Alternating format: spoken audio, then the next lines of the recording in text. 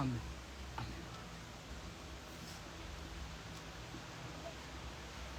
Imini yesabatha ayibenhle kwabangcwele. Sizokula ngehlabelo 118 inkosi kusikhama kwebandla.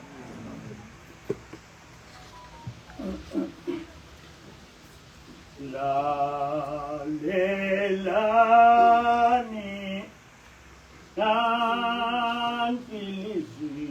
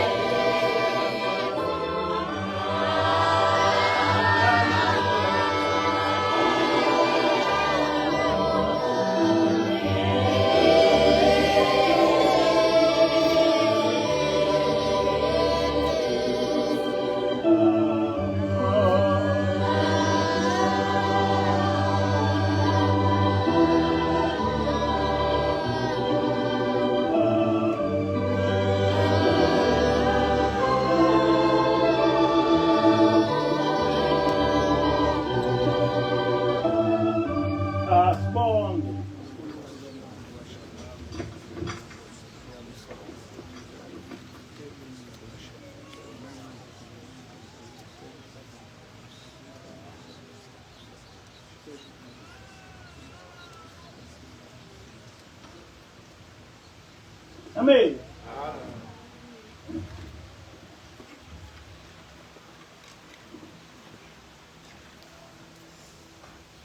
Isihloko sale nkonzo sithi kunzima lapho siya khona.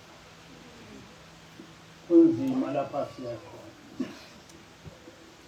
Angazi noma sonke siyasizwa yini lesihlabelelo somprofeti ukuthi sithini. Uthi uShembe zonke izizwe azililalele leli lizwi lasezulwini bese ziphenduka zisindiswa zibe ngabantu abangcwele. Lesi isihlabelelo somemo kodwa futhi isihlabelelo esisikhumbuzayo ukuthi njengoba siphila lapha emhlabeni ekufeni sisazobhekana nosimo lokwahlulela. Asaziyo ukuthi ekwehlulelweni kwethu umuntu nomuntu uyogcina lapho. Kukhona isikhathi lapho sonke sizohlungwa, ababi beye ekulahlweni, abangcwele beyohlala ezulwini nokhonzekile uNkosi yethu. Ngalesi sikhathi kokwehlulelwa wonke umuntu, noSathane uyokwehlulelwa aphonswe esihogweni nezingilosi zakhe. Uyaqhubeka umprofeti uthi asigeze izinhliziyo zethu siziyeke esizithandayo sifune uNkulunkulu kuphela. Kuleli hubo kunamavesi engwesabayo. Angazi noma esatshwa yimi ngedwa yini. Uthi-ke uShembe akukhalelwa muntu esihogweni somlilo. Balekani nonke zoni, akukho ukuphumula esihogweni somlilo. Bahleli kulolo sizo esihogweni somlilo, behlale bekhala, abasenakukhuluma. Ukudla kwakhona usizi lodwa namanzi akhona ezinyembezi. Baningi abantu abangenwe ngumoya kaSathane abahlale bephika ubukhona besihogo, bephika nobukhona bukaNkulunkulu,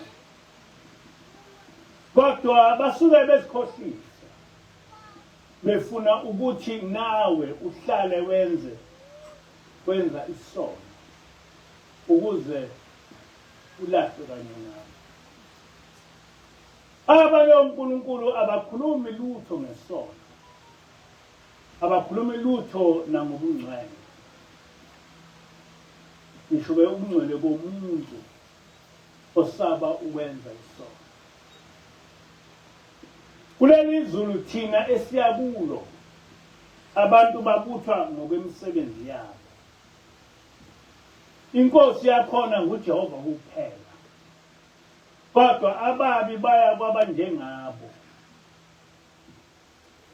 Ngaba kukho ukulungiswa ezulwini uma umuntu ungathiwa akasithwali isono sakhe ajeziswe ngaso. Awukwazi ukuthi uma ungumbulali udlengula, kodwa uma ungajeziswanga lapha emhlabeni bese ucabanga ukuthi nakwelizayo uJehova angeke akujezise. Nguye uyahusha owasifundisa ngobukhona besihogo. uMathewu 10:28 uyahusha uthi ningesabi ababulala umzimba bengenamandla okubulala umphefumulo, kepha mesabeni ubulala umphefumulo umzimba esihogweni. kuMathewu 23:33 uJesu uthi zinyoka nzalo yamabululu, niyakubalekela kanjani ukulahlwa esihogweni na? KuMathewu 25 verse 41 uJesu uthi, kepha inkosi iyakuthi kwabangakwesokuKhohlwa sayo, dedani kimi nina baqalekisiweyo, niye emlilweni ophakade olungiselwe uSathane nezingilosi zakhe. Amen. Asingakhohlisi ngokuthi ekufeni kwethu angeke sigeze kwenzalo. Kuya ngokwemisebenzi yethu. Ababi boya esihogweni, boshiswa kanye noSathane nezingilosi zakhe. Esikhathini esiphambili nganginomngani wami ongasekho emhlabeni, uBongani Mthethwa, nowayeshaya upiano enkonzweni sisesekhaya. Uthi-ke uBongani kimi, Mpanza, umuntu ongumngani wakho umxoxele ngendaba kaShembe noNazareth. Mina benginomngani omkhulu ebengifunda naye oHlange High School.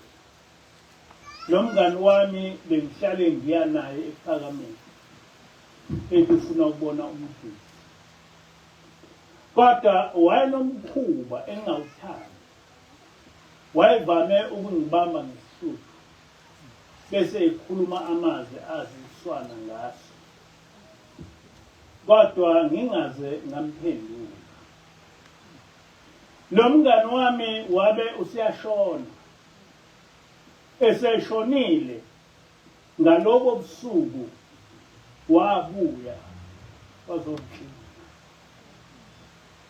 Ebunkinyeni kwakhe elwa nami wayebuza ukuthi njengoba wabe engumngani wami ngangamchazeli ingani ngoShembe noNazareth. Ngaxakeka ukuthi wayefuna incazelo enjani ngoba ngangihlale ngiya naye ePhakameni.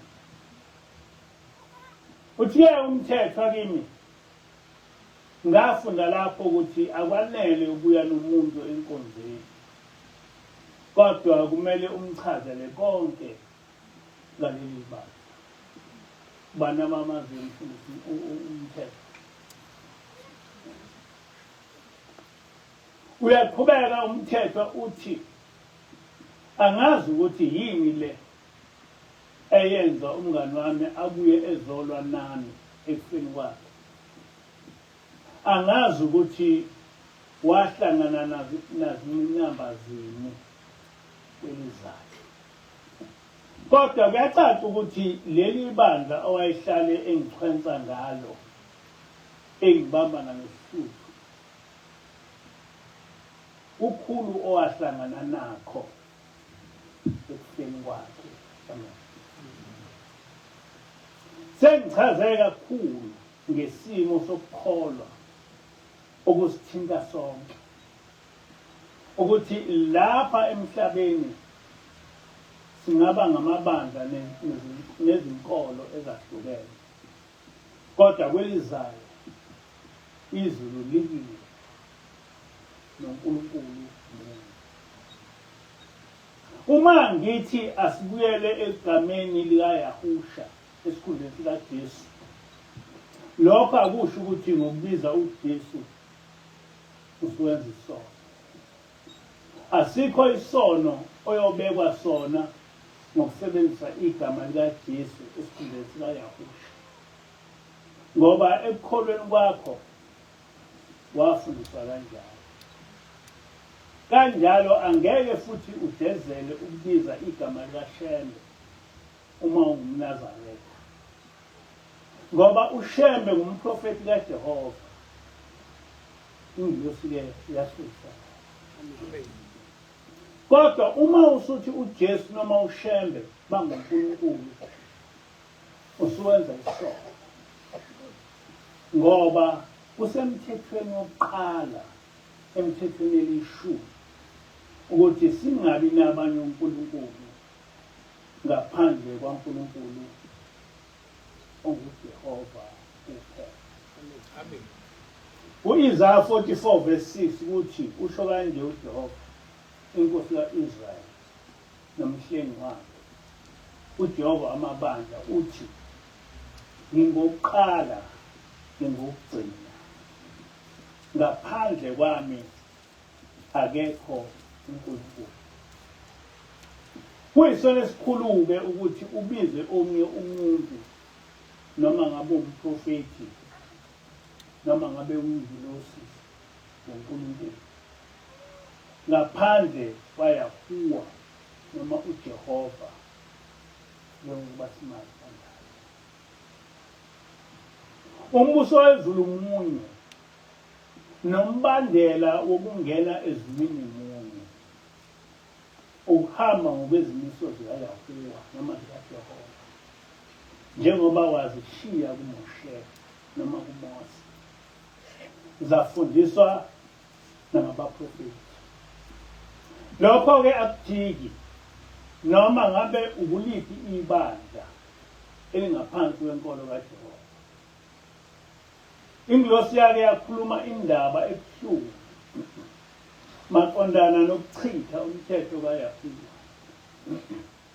Le ndaba ngifisa ukuba bonke abafundisi bayilalele, ungakhathaleki ukuthi ukuliphi ibandla noma inkolo. Uthike lo muntu wasezulwini bayizigidi ngezigidi abafundisi efeni kwabo ababa nemingcwabo emikhulu njengabafundisi abakhulu, kodwa ezulwini bafike bayiswa esigodini sosisi.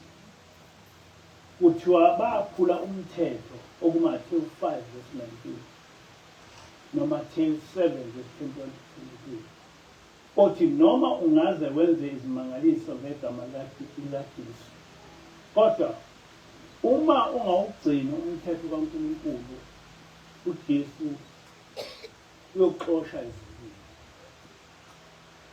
Okokuqala, abawugcinanga umthetho kaNkulunkulu njengokusho kaYahusha kuMathewu 5 verse 19.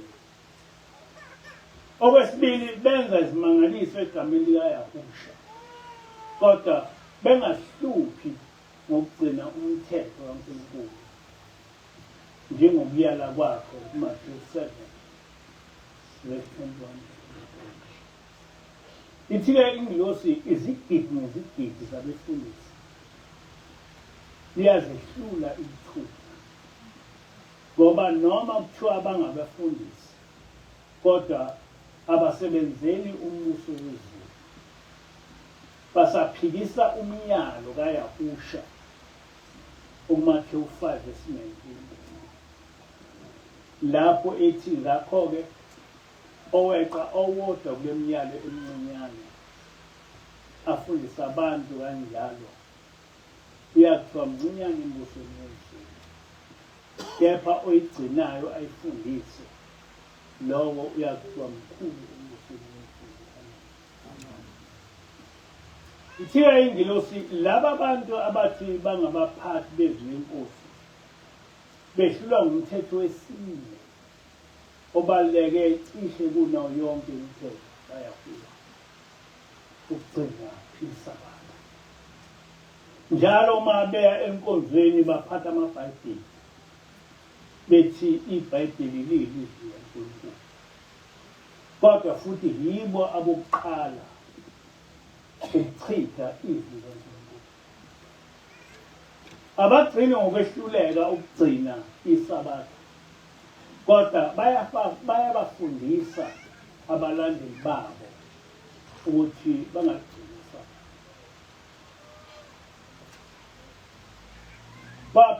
Baphikisa amazwi kaYahusha athi ongawugcini umthetho kaMoshe abuye afundise abanye ukuthi bengawugcini ngeke angene ezulwini. Manje bona bazongena kanjani ezulwini? Ngoba baliphikisile izwi kaYahusha abathi bayamlandela. Ithi-ke ingilosi kwelizayo labafundisi abakwazi ukuphendula uMahiliphi ukuthi kungani bechitha isabatha likaJehova, ngoba ilona lodwa elibhalwe kuleli Bhayibheli abahlale beliphethe ezindlini zamasonto. Abagcini ngokungaligcini isabatha, kodwa nabalandeli babo babafundisa ukuthi abangaligcini isabatha likaJehova. Ithi-ke ingilosi umehluleli uyaye athi ababheke emhlabeni bese bezibona izihlwele zabantu abazibhekisile, bazivimbela ukugcina umthetho kaNkulunkulu ngoba bethi yibo abaphethe izwi lenkosi. Laba abafundisi bayaye bakhulume njengoDivas uyahusha owake wakhuluma ngayo, bacele ukuthi babuyele emuva beyoqondisa lo monakalo abawenze bengabafundisi. Kodwa inkinga ukuthi basuke sebehluleka, lingasekho imuva abacela ukuya kulo. Bayaye bevunyelwe ukuba babuyele emuva, kodwa ekuphaphameni kwabo esidunjini bathola ukuthi sesingcwathiwe, baphaphamele ethuneni.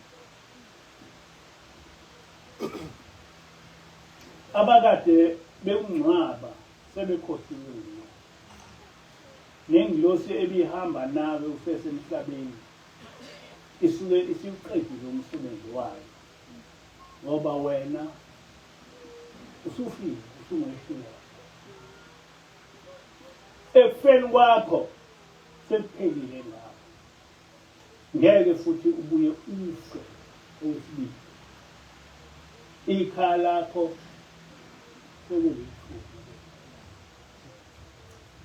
Ithiwe ingilosi asikho isijeziso esibuhlungu njengokuthi uthi usufile umphefumulo wakho uyohlala nesidumbu sakho ethuneni, ngoba awukwazi ngisho ukwenzani, nihlale nikuthandazela ukuthi leso sijeziso singehleli.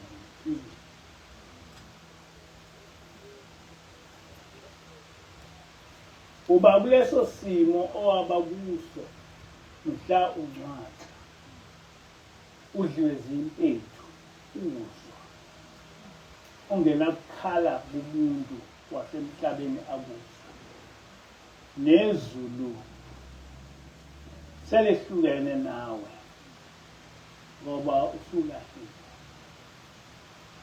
Uthele umuntu wasezulwini bonke laba bafundisi abadlala ngezwi likaJehova, noma bengaba bakhulu kangakanani lapha emhlabeni, kodwa kwelizayo baqonde ukuthi umuzi wabo yithuna, lizobehlula. Ngingumhambi emhlabeni,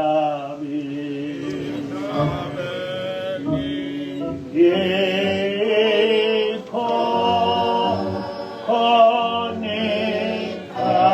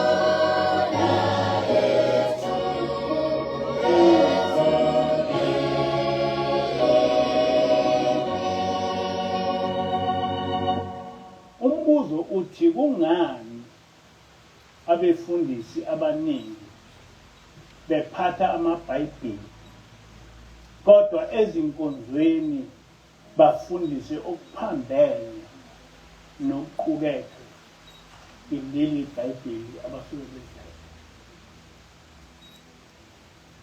Kule ntshumayelo abantu basebhayibhelini babiza ngamagama asebhayibhelini. Kuwo wonke ama-gospel uJesu uvela eliJuda, eyindodana kaMariya noJosefa. IBhayibheli alisitsheli ukuthi uJesu wayephila kuyimiphi iminyaka lapha emhlabeni. Kodwa izincwadi zomlando zithi uJesu wazalwa cishe ku-64 BC, wabethelwa ku-33 AD. Kodwa neBhayibheli liyakuveza ukuthi uJesu wayengaphansi kwenkolo kaMose, ehamba ngokwenqubo yenkolo yamaHebheru. uJesu waqhuba ivangeli lakhe ngokwezimfundiso zikaMose. kuMathewu 5:17-19 uyachaza uJesu ukuthi akazile ukuchitha umthetho kaMose nemfundiso nezimfundiso zabaprofethi, kodwa konke lokho uzokugcwalisa. Nguye uJesu ogcizelela ukuthi akunakususwa ngisho ichashaza lomthetho emthethweni kaMose. nguJesu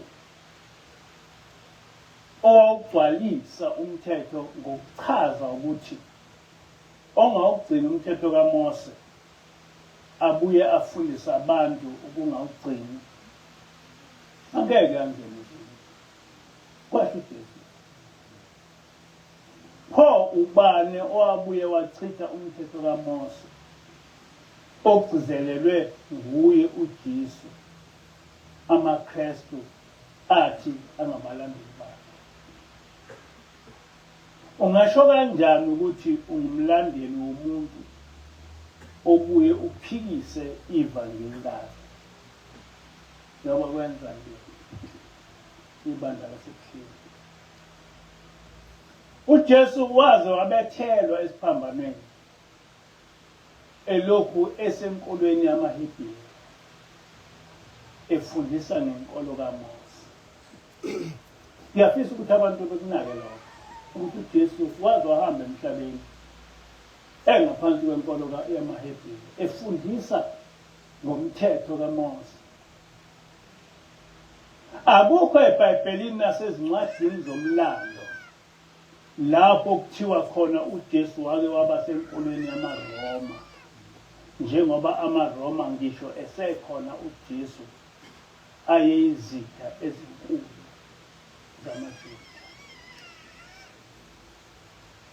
Akukho, ngisho awukho emlandweni, akukho eincwadini, akukho eBhayibhelini ukuthi nje uJesu nje wake waba nje senkonzweni yamaRoma okuwuKristu. kuMathewu 10:5-6 uJesu uze ayale abafundi bakhe ukuthi uma seboshumayela bengangeni emizini yabezizwe kodwa bashumayele kuma-Israyeli kuphela.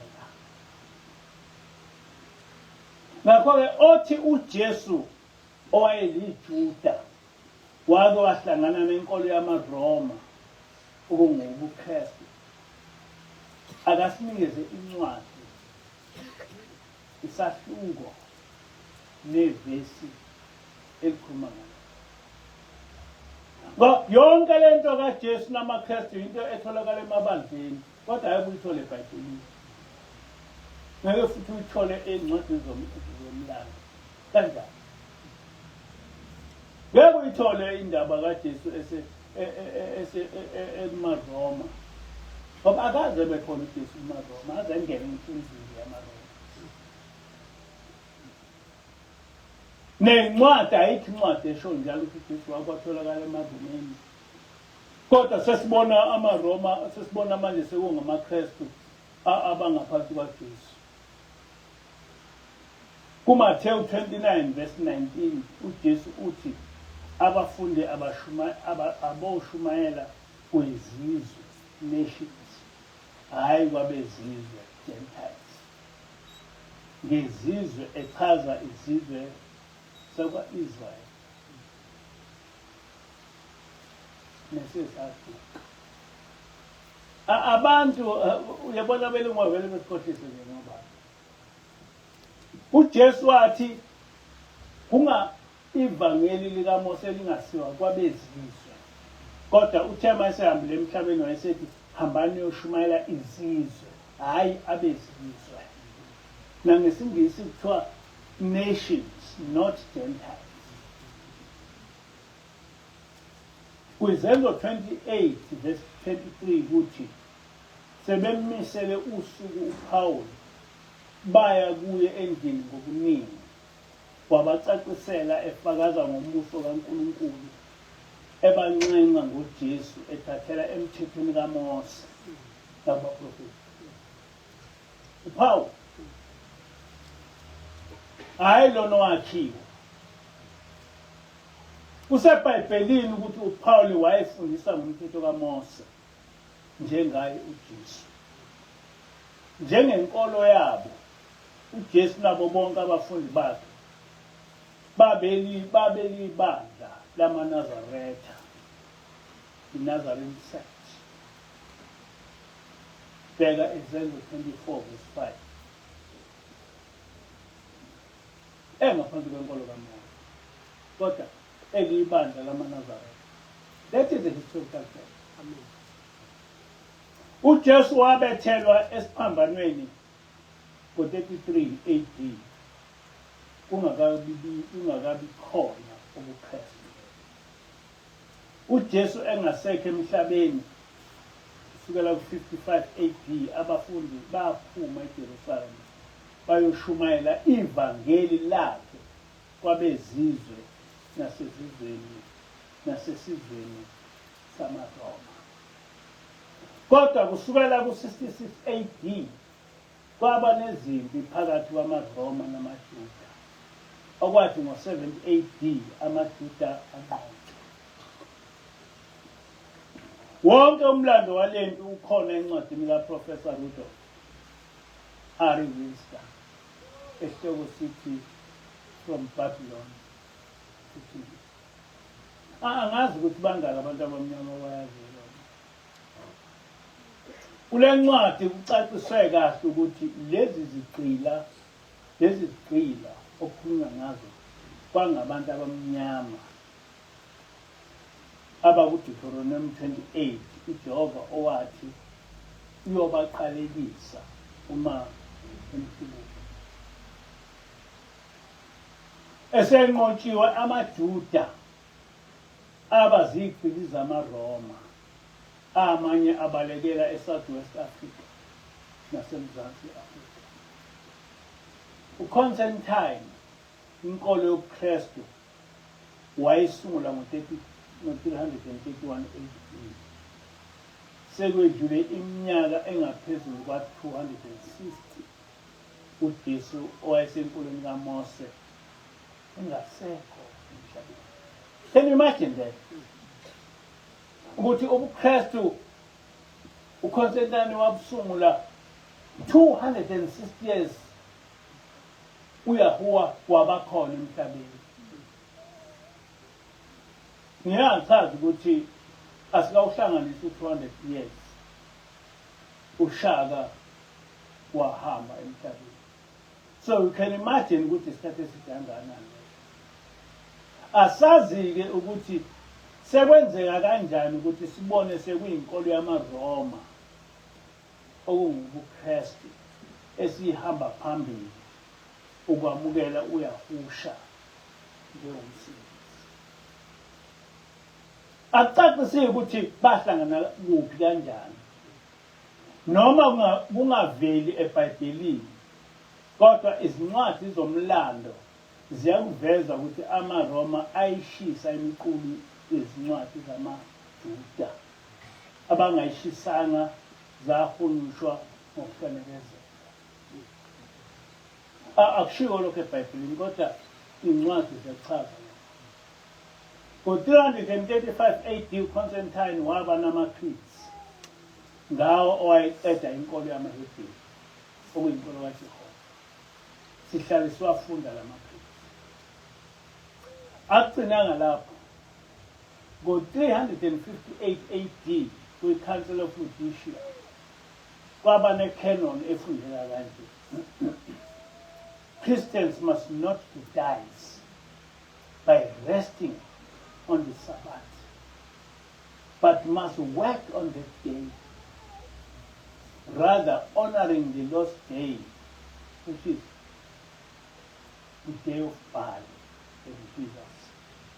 But if any shall be found to be Judaizers, let them be anathema from Christ. Kusukela ngo-358 AD kwase kukhona iCreed yeSabatha. Lingabikho iBhayibheli. Kubhalwe phansi ukuthi iSabatha lachithwa ngamaCreeds. Lingakabikho ngisho iBhayibheli. Lesi senzo esingahlangene noJesu njengoba noma engasekho abalendeli bakhe abegcina. Very strange ukuthi abalandeli bakaJesu babegcina iSabatha ngisho engasekho emhlabeni, which clearly indicates ukuthi laba abathi bangabalandeli bakaJesu manjena bangene ukuchitha umthetho kaNkulunkulu. Ngoba phela amaNazarenes ayiligcina iSabatha, aziwa ngokuthi angabalondolozi bomthetho kaNkulunkulu.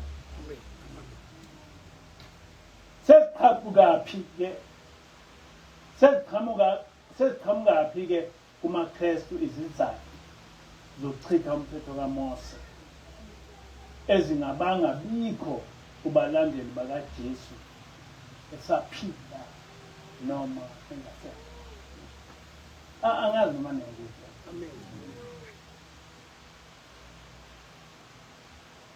Ngokuchitha iSabatha amaKristu alandela amaCreeds omholi wabo Constantine ngezindlela ezicashile. Angazi noma nengizwa.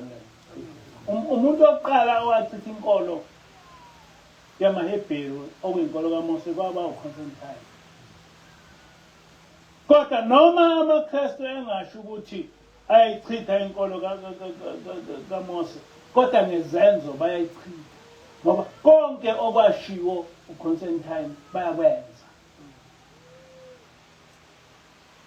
Ngakho ukucaphuna ivesi leBhayibheli ukuchitha umthetho kaJehova kungubuqili obuyisimanga.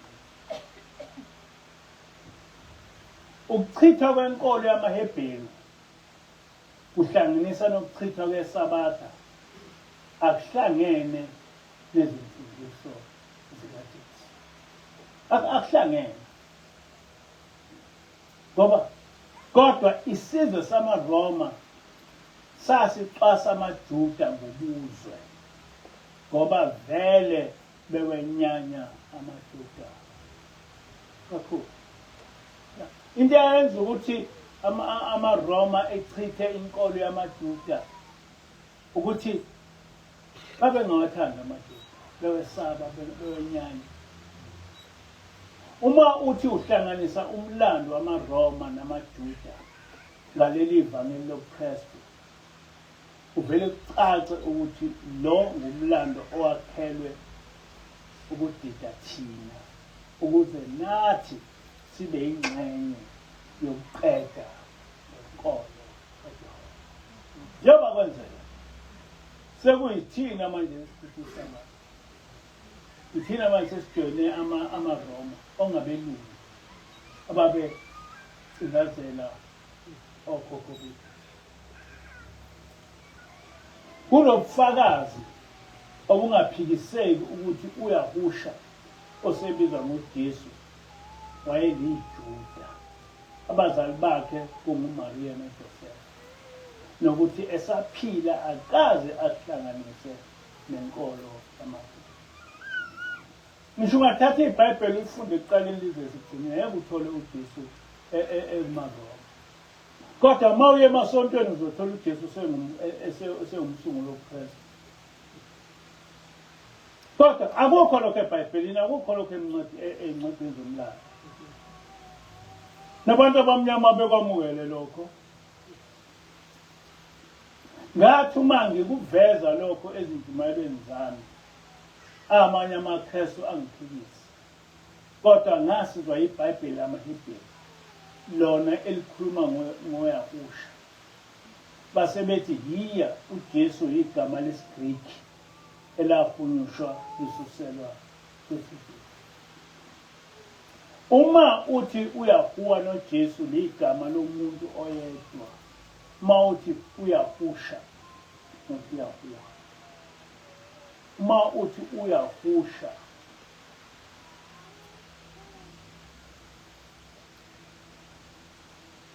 mawuthi uyahusha noJesu ligama lomuntu oyedwa kodwa eselihunyushelwe esiGrikini, lokho kushiya imibuzo eminingi engaphenduleki. Ningilalela? Okokuqala, uyahusha wayeliJuda and wafa 260 years ubuKristu bamaRoma ungakabi khona emhlabeni. Into yokuqala nje leyo ukuthi uyahusha wayese enkolweni yama-eli engumHebheru, esenkolweni yamaHebheru, wafa over 260 years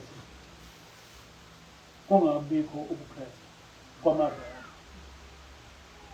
Okwesibili, awukho umlando ukuthi uyahusha noma uJesu wake wahlanganisa nenkolo yamaRoma esaphila noma engasekho. Akukho. Akukho. Enkolweni yobuKristu kuba nezinto ezikhulunywa emasontweni bese ziba yikho, bese kuchithwe iseBhayibhelini. Abalandeli bakaJesu esekhona noma engasekho kwakungamanani. Bheka Izenzo 24:5. Naba baziwa ngokuthi bangabalondolozi umthetho kaMose. Niyakwazi lokho? Njengoba ngokwemibhalo uJesu waze wafa abalandeli bakhe kungamaNazaretha, waphenduka nini nakanjani ukuba ebe senkulweni yamaKristu esichitha izimfundiso zakhe? Ukuphi lapho uJesu owake wahlanganisa khona namaKristu osekuyiwo aphambili ukuchitha ukugcina komthetho kaMose? Awunampendulo lo mbuzo ngaphandle kokuba samukele incazelo kaDr. Kotze lapho ethi abezizwe babefuna umsindisi kodwa bewenyanya amaJuda uyahusha wayeyilo iJuda bezonda noNkulunkulu oku-Old Testament kubhalwe phansi. Ngalokho babe sebezakhela umsindisi wabo okwasaGreek. Amen. Ngokwakha lo msindisi wabo abathi nguJesu nabathi uzalwa nguMaria, ngaye sebechitha umthetho kaMose.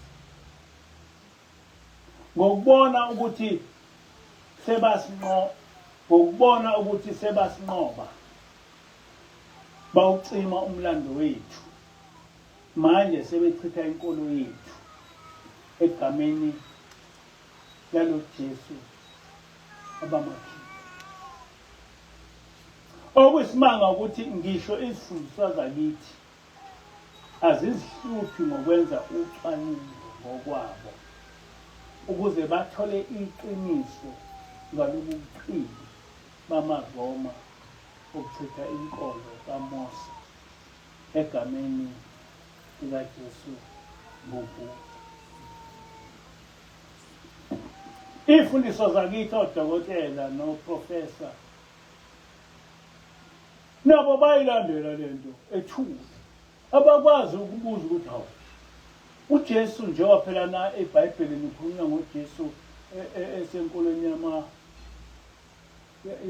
yamaJuda, uye kanjani enkolweni yamaRoma? Ngoba phela amaRoma ayiconvertile. Uye kanjani uJesu enkolweni yamaRoma? Ngoba phela ubuKristu inkolo yamaRoma. Abasazibuza ukuthi sesimphikisa kanjani uJesu owathi kuMathewu 5:19 uma singawugcini umthetho kaMoshe angeke sibe. Kubhalwe phansi eBhayibhelini.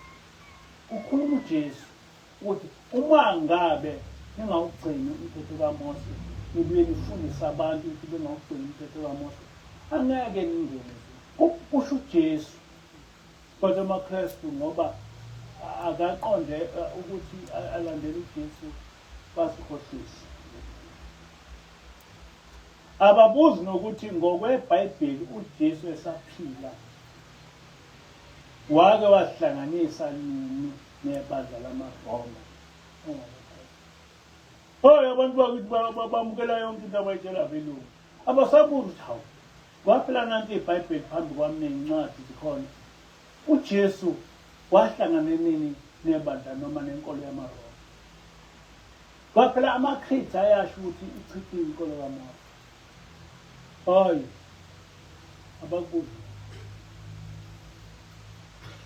bakwemuka. Our people have forgotten our oppressors, and we are now worshiping gods of wood and stone in our land. Christianity is the faith of all Roman churches who reject and abolish the Sabbath and all other divine laws of our Almighty Yahuwah. Phansi ngabalwa nemithetho kaJehova. Phansi. Phansi. Phansi ngabalwa nemithetho kaJehova. Phansi. Phansi. Phansi ngamahlubuka acekela phansi ibandla likaJehova. Phansi. Phansi. Phansi ngamahlubuka acekela phansi ibandla likaJehova. Phansi. Phansi. Inkosi. Amen.